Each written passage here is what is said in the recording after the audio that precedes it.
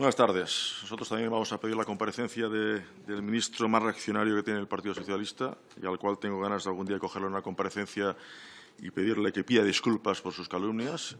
Lo haré cuando toque. Simplemente lo vamos a hacer, pero con un motivo absolutamente diferente del Partido Popular. Queremos que se aclare, que se moje mucho más de lo que se ha mojado hasta ahora, porque nosotros no queremos participar ni legitimar ningún golpe de Estado como el que se ha dado en Venezuela.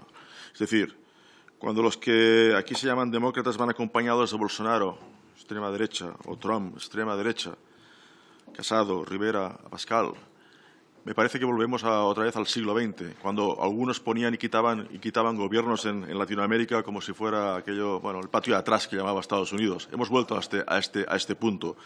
Son ustedes demofóbicos, son ustedes antiurnas y les hace mucho daño. Les hace mucho daño esto. Ustedes no han aceptado nunca, llevan años, no importa las elecciones del 2018, ya antes, ya el 2002 intentaron un golpe de Estado. No les gusta este presidente, no les gusta, a mí tampoco, pero la diferencia es que yo lo respeto. Y ustedes no han aceptado ninguna vez ninguna de las elecciones ni referéndums que se han hecho allí, ninguna. A pesar de haber observadores internacionales, como el mismo Zapatero, a pesar de haber llamado a la gente que venga allí, pero a ustedes no les gusta.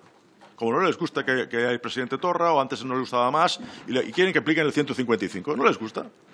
Cuando alguien gana las elecciones en Cataluña, no les gusta. Cuando alguien gana en Venezuela, se piensan que aún es su colonia.